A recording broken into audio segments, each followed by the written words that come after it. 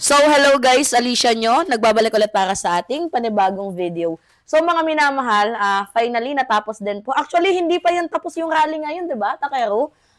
Up to tomorrow pa po yan. And nagpahinga lang po kami and uuwi naman po yan sa kanilang house. Ngayon, mga minamahal, nagpapasalamat nga po pala ako sa mga dumalo. Di ba? Nakisapi. Tungkol nga po dito sa pagboboses sa impeachment ni VP Sara Duterte. Habang kami po ay bumaboses doon sa labas ng Senado, akala kasi namin papatayin na talaga mga minamahalang impeachment. Buti na lang ay na-convene ito. Convene, tama ba? So ngayon, may tatlo. Alam nyo naman, di ba, na hindi nagsuot ng robe. Nandyan si utol nating hudlom, si Bad Boy, which is yan yung pag-uusapan natin maya-maya mga minamahal. Itong si Aimee, at itong si Villar. Total, hindi naman pala kayo nanumpa. So, basically, isa lang ibig sabihin nun. Di wag na lang kayong maging huwes. Wag na lang kayong maging hukado. Diba, total, di din naman kayo nanumpa. Ano pang silbi ninyo? Ngayon, punta tayo dito kay Robin Padilla. Ang init. Alam mo, Robin, hindi action star yung Senado. Pakatandaan mo. Hindi po yan na 1, 2, 3 lights, camera, action. Talastasan po yan ng talino. Biruin nyo mga minamahal, kung ano yung gusto ni Robin, dapat yun yung nasusunod. Diba? Takero, ikaw, ano yung masasabi mo? Pala. Kasi, pasensya na, kumakain ako eh.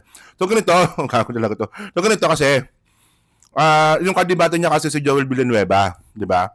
So, alam naman natin, si Joel Villanueva, matagal na rin sa Senado yan, kaya gamay na gamay niya na yung Senado. Isipin mo lang kunwari bobo ka, tapos may kausap kang matalino, tapos sa sobrang frustration mo, hindi mo siya masagot. Tapos ang nangyari doon, nagamon ka ng suntukan. Ganon yung nangyari kay Robin. Na which is nakakahiya po yun. Sobrang nakakahiya talaga yun. Kumbaga para sa atin, 'di ba? Imagine mo na lang, Takero, kunyari may nakikipag-debate sa atin. Tapos hindi nila kaya yung debate. Ang ginagawa nila, ad hominem. Ad hominem. Ganon kadalasan mga minamahal. Yung mga tao na hindi nakakasagot sa maayos na diskusyonan. Yan, ilapag natin yung camera ha. Pasensya na, inuubo tayo. 'Di ba? May mga tao talaga na kapag hindi nakakasagot ng maayos, may mga tao talaga na kapag medyo nasasapul yung kanilang ego, wala silang ibang ginawa kundi ang tira na lang manlait, ang iba ad hominem. Ngayon ipapakita ko sa inyo yung video mga minamahal.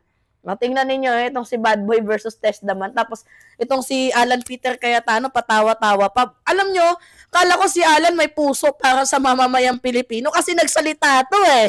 'Di ba? Na constitutional duty yan, mandato yan ng Senado. Abay, malaman-laman natin, siya din pala ang nag-represent, 'di ba, na ibalik sa House of Representatives yung article of impeachment na yan. Mautak din, mautak. Ibig sabihin nun, delaying tactics pa din at the end of the day. But anyway, tanong ko, Mima, ano yung napatunayan ni Robin doon? Wala, naging bobo lang siya. Diba? Kahit tanungin natin si Takero. Takero, sa tingin mo, ano yung naging impact nito kay Robin Padilla? Hindi kasi dapat kasi bilang kunwari senador ka. Yeah. Dapat meron kang tatak di ba? Meron kang pag ito si Robin to, di ba ganoon? Yeah. Ngayon, pinatunayan lang talaga ni Robin na talagang mahina talaga yung kokote niya. Ayun lang talaga yun. Yung kumbaga tayo inaasar lang natin si Robin, daw kung pa uwi siya magsalita, bobo magtagalog. Yung kanina, yung magiging violente ka po sa isang hearing, no, sa isang quorum, yun, napaka-unstatesman nun. Na-adapt niya na yung ng mga Duterte. Napaka-unstatesman nun, kasi dapat, kumbaga, nire-represent mo, nire-represent mo kasi taong bayan. Usapin po ito ng konstitusyon. Yeah. Wala naman nakalagay sa konstitusyon natin na makikipagsuntukan ka. Yeah. Di ba? Pinatunayan lang ni Robin Padilla na yung sarili niya talaga ay bukod sa walang respeto, walang modo, walang alam. And parang na-adapt niya ng mga minamahal yung ugali ng mga Duterte, like pagiging violente. Di ba? Masyado na silang nasobrahan na, promise, mga minamahal. Ngayon, ipapakita ko sa inyo yung video ni Robin Padilla. And kayo na yung humusga kung ano yung masasabi nyo dito. Robin Padilla versus Testament. Yan Gusto niya lagi siyang highlight eh.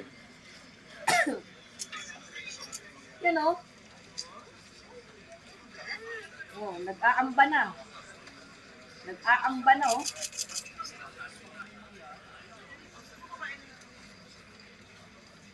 Tingnan ninyo. Yung tipong wala ka nang alam, naging pabigat ka pa. O yan, oh, si Villanueva, isa din yan. Sige, suntukan kayo. Buti, hindi si Manny pati yung hinamon niya. Wait lang. Sabihin ako. Okay. Oh, may sasabihin daw si Takero, mga minamahal.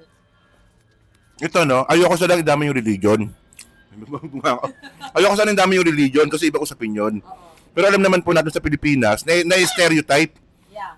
Yung mga Muslim na palaaway. Oo. Hindi, in reality, totoo yan. Oo, mga minamahal, don't get us wrong. Hindi natin sinasabi na palaaway ang mga Muslim, pero ang point natin dito, na stereotype sila. So, doon sa ginawa ni Robin Padilla, nire-represent niya yung Muslim. Kanina sa hearing kanina sabi niya, Allahu Akbar eh. Oo. Allahu Akbar, gumanon siya. O, di ba? So, ibig sabihin nun, dala-dala mo yung pagiging Muslim mo sa Senado. So, imbis na ipakita mo yung totoong aral ng Islam na religion of peace, ba't ka naging violente? Dala-dala mo yung Muslim eh. Yan yung hindi ko maintindihan kay Diba? Robin. Ano yung gusto niyang ipakita? So, siguro, gets nyo naman ibig sabihin ng stereotype, di ba? For example, kunwari, Ilocano, kuripot. Yan, kunwari, Ilonggo, mapagmahal. Parang ganon, stereotype. Hindi naman totoo yun, pero ang mga Muslim na stereotype na palaaway, violente. Alam ko naman di totoo yun. Hindi naman totoo yun, na stereotype lang. O ngayon, si Robin, palaaway. Pinatunayan niya palaaway siya. So, mas lalong yung mga taong hindi nakakaintindi, mas lalong mag-stereotype sila, ay, ganun talaga yung Muslim. Yeah. Gets mo yung point, to? So, yun, di ba? So, konting isip rin, Robin, no? Yung galaw ni Robin, actually, mga minamahal, like, parang hindi niya pinag-iisipan. 'Di ba? Imagine mo, senador ka. Number 1 ka pa talagang senador ng bansang Pilipinas. Be a senador naman. Be a public servant naman. Hindi ko nga alam kung may personal issue ba silang dalawa? Kung bakit uminit yung tension? Kasi mga minamahal, kung usapin lang yan ng, ayaw kasi ni Villanueva ng di ba? Ng, yun? Tawag dito Takero, di ba si Robin, gusto niyang i-dismiss. Si Villanueva naman, convene, di ba? So, kung decision niya yun, wala ka na doon kasi yung decision mo nga, hindi pinakailaman, di ba? Pero it's something like parang merong personal ata. Oo, bukod sa immature, I think parang dinidibdib ni Robin ang mga boto ng mga senador kasi gusto niya, siya yung nasusunod. Well, number 1 senador, gusto ata, siya yung laging special treatment. Anong magagawa natin? May kanya-kanyang utak yung mga na yan, mga senador na yan. At saka matagal na sa larangan ng politika si Villanueva. Pakatandaan mo yan, Robin Padilla. And hoping sana na magkaroon ka man lang ng character development, no? Kasi, 20... Natawa ko sa character development. Natandaan niya yun? Character development pa talaga? Tingnan niyo mga minamahal, tawang-tawa si Takero nung sinabi ko character. Pero to be honest, mga minamahal, malapit na mag-2026. Ilang months na lang. Dapat sana magkaroon na lang sana ng self-development or, character development itong si Robin Hood Padilla. Hindi pwedeng, dalhin niya yung kanyang ugaling bad boy sa Senado. Kasi hindi naman labanan dito yung pagiging action star. Ang labanan dito, talastasan ng talino, tagagawa ng batas, kung paano ka makakatulong sa mamamayang Pilipino. Hindi ka naman ata inelect ng mamamayang Pilipino para maging Duterte attack dogs. Inelect ka ng taong bayan para pagsilbihan kami. Kasi kami nagpapasweldo sa'yo. Kawawa naman yung taong bayan. Tapos bibigyan mo lang kami ng ganyang istilong pagsisilbi. May panununtok. Like, ano na lang yung iisipin ng ibang bansa sa atin? May vice-presidente tayong gustong patayin. Itong si PBBM, itong si First Lady. Tapos meron tayong number 1 senador na nanununtok, violente sa loob ng Senado. Like, paano na natin i-represent ang sarili natin sa ibang bansa? Nakakahiya. Ang iba nating mga senador, kagalang-galang, honorable kung tawagin, pero itong si Robin, gusto lagi mayroon siyang highlights Gusto niya laging mayroon siyang highlights sa bawat event. O ngayon na may highlights ka, masaya ka na, satisfied ka na, okay ba? Di ba nagtatanong lang mga minamahal? Alright, kayo, ano yung masasabi ninyo? O magbasa nga tayo ng comments. Hindi, Hindi ako naka-live, naka-video ako. Vlog lang to. I-upload ko to later on. Okay. Sabi ni Helen Ward, ganyan na lang ang gagawin kasi hindi niya talaga kayang makipagsabayan sa debate. Agree, Takeru? Yeah, umagree din si Takeru. Kumbaga, astig-astigan na lang yung kanyang papel. Ganun. 'Di ba? Number 1 senador pero bobo. So, actually, kung i-compare natin si Lito Lapid versus dito kay Robin Padilla na pares naman sila mga action star, alam ni Lito Lapid kung saan siya lulugar. Although tahimik si Lapid ha, tahimik itong si Lito Lapid, pero may times na gusto ko yung ugali niya to the point na hindi siya marunong yung paano ba, pa-highlights. Alam niyo yun yung magpapapansin ka para mapansin. Kumbaga, sumisigaw na lang yung gawa ni Lito Lapid, although kahit wala namang nagawa, pero kahit paano may nagawa pa din naman yun. Pero kung i-compare natin si Robin kay Lapid, mga minamahal, mas pipiliin ko pa itong si Lito Lapid kasi alam niya yung boundaries niya. Itong si Robin hindi eh. 'Di ba nagmamarunong pero kulang naman sa kaalaman. 'Di ba? Kaya kung yung tatanungin, dapat i-abolish na yung Senado eh. Unicameral na, tama ba? 'Di ba? Unicameral pa isa lang yung nag-decide. Kaya nga isa lang na, I mean federal sana. 'Di ba? Federalism tayo. Yung wala nang yung walang power ang Senado kasi tingnan mo yung mga nangyayari ngayon, masyado nilang inaabuso yung kapangyarihan na meron sila.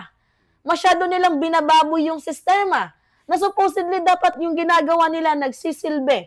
Kaso ang ginagawa nila, kaya dapat yung People's Initiative na yan, i-push through yan. Kung yung tatanungin, tanggalin ang i-abolish ang Senado kasi total wala namang nagagawang magandang papel dyan ang ibang mga senador. Kung meron man, iilan lang yung kumikilos. Although nakakalungkot na buwagin ang Senate dahil may mga senador naman na tapat ang paglilingkod sa taong bayan, pero kung mas majority dyan sa Senado ay puro bobo, mas mabuti na lang natanggalan na lang sila ng kapangyarihan kasi wala din naman silang nagagawang maganda at maayos.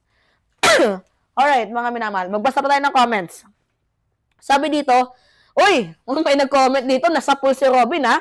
O, dapat sa West Philippines ninyo nilalabas yung tapang ninyo. Ay, totoo. Totoo mga ante. Dapat talaga nilalabas nila yung tapang nila, yung pagiging violente nila sa West Philippine Sea. Hindi sa Senado, hindi sa kapwa nila mambabatas na parehas lang naman sila ng ginagampan ng tungkulin. 'Di ba? Yan na nga lang yung trabaho. Alam nyo, yung impeachment na yan, mga minamahal, hindi naman yan legislative work. Hindi yan task na ibinigay sa'yo. Kumbaga, duties nyo yan. Constitutional duties yan. Responsibilidad ninyo. Diba? Hindi naman yan yung pinatas sa'yo na kailangan mo gawin agad-agaran. Kasi hindi, mga minamahal, constitutional duty yan na dapat sana pagkaabot, pinaproseso nga agad. Kaso, noong February 5, pinatay agad na supposedly, kaya pang umabot ng 3 araw yun. Diba? Kaya pang umabot ng 3 araw yun, pinatay agad. Ngayon, pinag-antay tayo ng almost 3 months, tapos gusto gawin 19 days lang tapusin. Sinong niloloko nyo? Diba, ano masasabi mo doon kay Tol Tolentino yung ginawa niya, 19 days lang? Hindi. Technically, magiging 9 days nga lang eh. Kasi di ba yung, yung nakalagay doon, 19 days. Pero yung pag-hearing ng kaso, 9 days na lang. O, kasi yung 10 kay Sara. Kasi yung 10 days, preparation para kay Sara. Pero ang point dito kanina, ang daming pinag-usapan, sumingit pa si Tol. Kahit na alam mo naman na bullshit yung proposal niya, nilaban niya pa din. Kasi nagpahaba lang ng ng oras eh. Isipin mo, aakit ka doon, magsasalita ka sa plenary, tapos kabullshit na lang yung sasabihin mo. Eh o di ba? Eh sinabi na nga nung una, hindi pwede yan. Di ba marami na nga hindi, madami nang tapos pipilit mo pa rin. At saka, common sense lang. Hindi mo naman kailangan na maging abogado para maintindihan mo na yung 7 articles of impeachment, hindi matatapos yan ng 9 na araw. Totoo. O, di ba? Hindi mo kailangan magpakatalino. Common sense lang kailangan mo doon. Mukhang wala naman silang mga common sense. Tingnan mo si Bato bilang senator impeachment trial judge, gumawa ng draft resolution na supposedly dapat siya ay magiging fair. 'Di ba? So kung 'di ba naman mga bobot, mga tanga, kaya nga ang ending nito, pag sinunod sila, kawawa ang taong bayan kasi lahat tayo gusto at deserve na makarinig ng totoo. Lahat tayo deserve ng katotohanan. Kaso mukhang yung katotohanan na yun ay mukhang itinatanggi, ipinagkakait sa mamamayang Pilipino. Alright, mga minamahal. Pares na tayong inuubo nito, takero. Naulanan kami. Sakitin pa naman yung mga katawan namin, mga minamahal. Anyway, yun po. So, pahingi lang po ako ng comments ninyo. Yes, likes and share. And also, don't forget to click the subscribe, mga minamahal. And always hit notification bell for more update. Yun lamang po. Ingat, mga kababayan.